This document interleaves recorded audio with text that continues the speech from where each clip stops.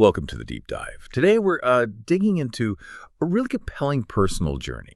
It's one that gives, I think, a fresh look at how choices that seem kind of disconnected, academics, hobbies can actually come together, shape a pretty unexpected path into entrepreneurship.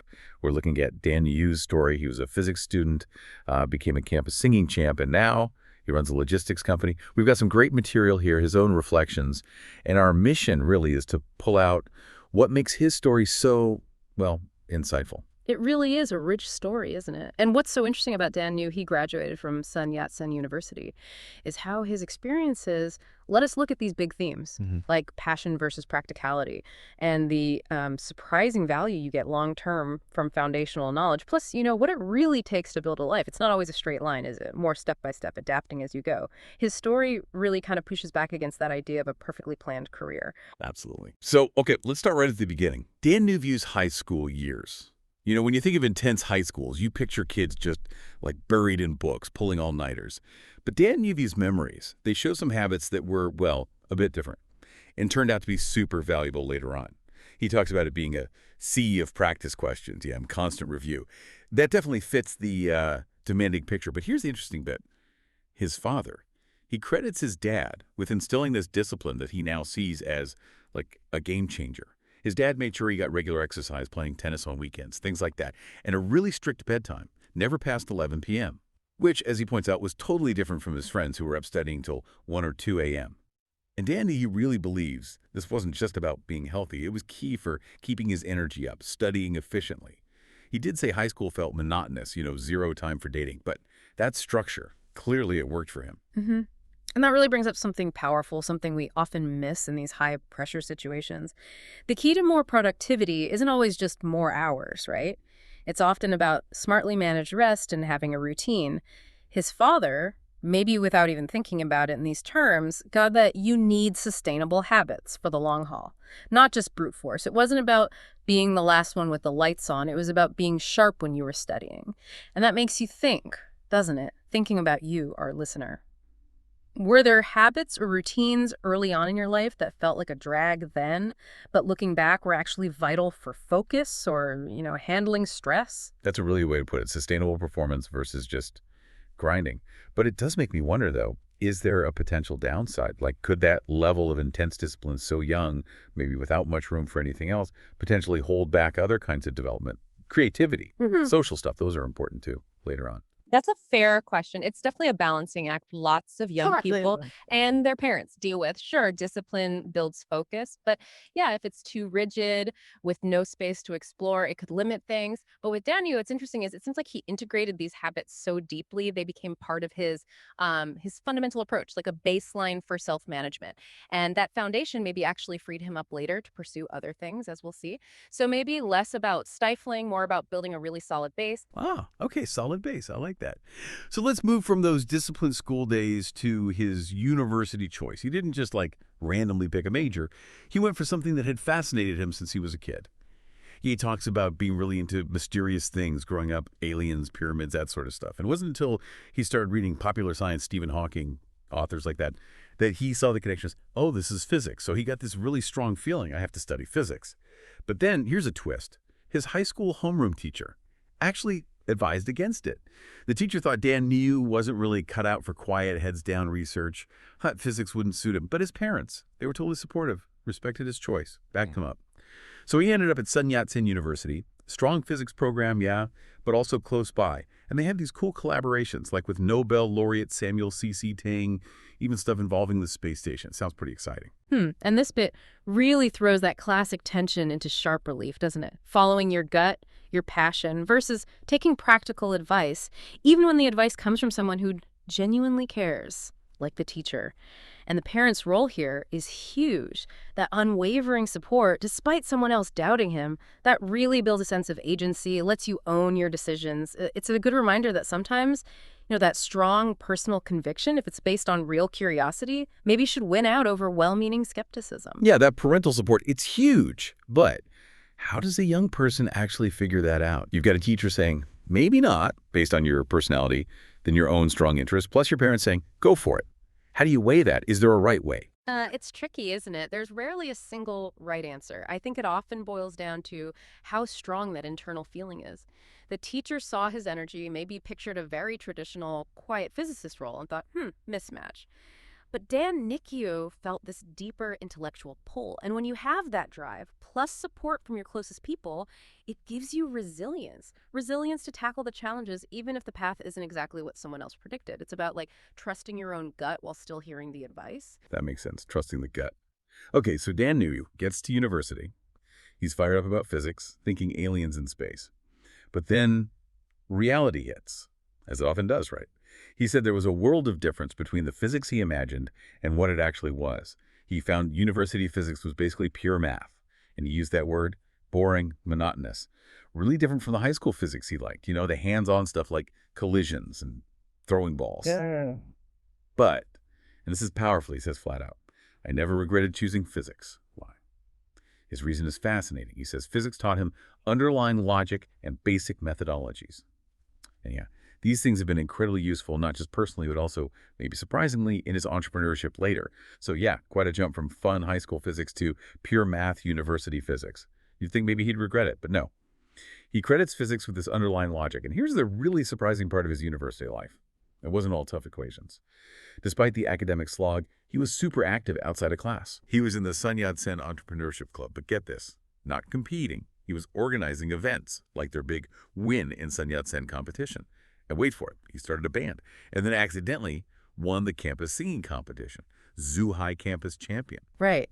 And this just perfectly illustrates that paradox. Sometimes the subjects that feel the most, well, boring or abstract are the ones forging the really tough transferable skills. That pure math physics wasn't just about formulas. It was training his brain for hard, rigorous problem solving, sticking with it even when it's difficult. That's exactly what you need as an entrepreneur, that kind of mental grit, that willingness to wrestle with tough, abstract stuff without needing an instant reward. That's like the hidden superpower he took into the messy world of starting a business. A hidden superpower, I like that. Physics logic applied to business. Can you give us, like, a quick example? How would someone running a logistics company, say, use that physics thinking differently than someone with just a business degree? Sure, think about optimizing a supply chain. Someone with a business background might look at standard models, best practices, cutting costs directly. But a physics-trained mind, they might instinctively try to break the whole system down to its fundamental bits, forces, flows, efficiencies, They might think about moving goods in terms of, well, physics, route optimization like vector problems, inventory like an equilibrium system. It's about digging down to the root principles like you would with a physics problem, not just applying a known business formula.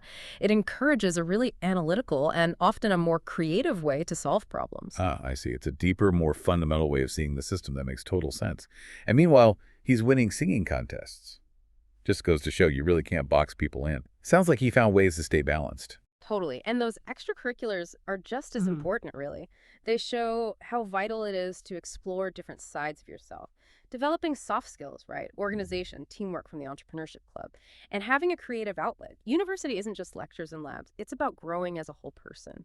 Finding ways to express yourself that actually feed back into your main focus, even if it doesn't seem obvious. It shows a really good grasp of managing himself, even if he wasn't thinking about it that way back then. Yeah, great point. It's the whole package, not just the degree. Okay, so what's next? After graduation, he finishes his degree, and then he makes what he calls his first really big pivot. So after undergrad, he decides to go for a master's in environmental engineering in New York. He described it as kind of letting himself go from that intense, pure physics world, a conscious step away. But true to form, he also said he was basically that word again, like dead set on making trouble, or maybe better, always needing to stir things up, challenge himself. He wasn't kidding. He started his first entrepreneurial venture before he even finished the first year of his master's. Technically, his very first job was being a TA at the university in the U.S. He mentioned that helped save his parents some tuition money, which he was proud of. But after that, it's been all entrepreneurship. Started in import-export with friends, then moved into smart logistics. And now, he runs his own small company doing overseas warehouse logistics, based in New York. Quite the journey. Physics, singing star, global logistics. It really is. And it's a perfect example of those career pivots we talk about. Shows how your first degree informs you, sure, but it absolutely doesn't lock you in. And it highlights that drive you see in so many entrepreneurs that need to build, to innovate, often without a clear map, just figuring it out. And his description of it, pain and joy, that just nails the founder experience, doesn't it? The intensity, the crazy hours, no real off switch, but balanced by the freedom, the control over your own time, and loving the work itself. For him, it's clearly not just a job. It's part of that need to always be building something new. That pain and joy phrase really hits home. Could you maybe paint a quick picture? What's a typical pain day versus a joy day in overseas logistics? Because logistics can sound kind of dry to outsiders. Oh, sure. A pain day. Could be anything. A container ship stuck at port for days. Unexpected customs nightmares holding everything up. A key client shipment vanishes somewhere between here and, say, Shanghai. These are huge headaches, deadlines blown, costs soaring, angry customers. You need to fix it now, often creatively, probably late at night. High stress. A joy day. That's when you smoothly manage a really complex shipment across multiple countries, everything clicks perfectly, or you design a new inventory system that saves your client real money, or you see someone you hired really step up and solve a tough problem. It's the satisfaction of making that incredibly complex global machine work right thanks to what you did. It's very tangible, that feeling of success. Right. I can definitely see the appeal there, solving those tangible problems, even with all the stress, that freedom to just tackle it. Okay, so looking back at this whole winding path, disciplined kid, physics major, singer, now entrepreneur, how does Dan New see it all? And maybe for you listening, think about the different threads in his story. His own take is quite philosophical, actually. He says, every step of the experience is an indispensable brick that shapes us as individuals. He genuinely feels his journey has been very wonderful and worthwhile, which is great to hear. But then there's this great little funny moment. They ask him the time machine question. Go back to high school, say one thing to your younger self. What is it? His answer, hilarious. Hurry up and get a girlfriend. Don't be so miserable. He explained that, dating would have been a good way to balance out that super intense, monotonous study grind. Bit of lighthearted wisdom there.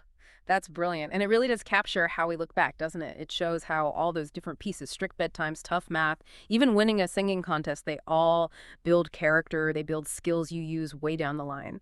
And that comment about the girlfriend, it's funny, yeah, but it also points to something deeper, right? That human need for connection, for balance, alongside all the striving and achieving.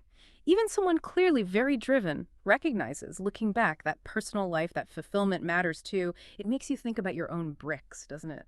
Those little things, maybe disconnected experiences that actually built who you are today. Definitely. And what would you tell your younger self? Good question for all of us. Yeah. So wrapping this up, what's the big takeaway from Dan Dio's story?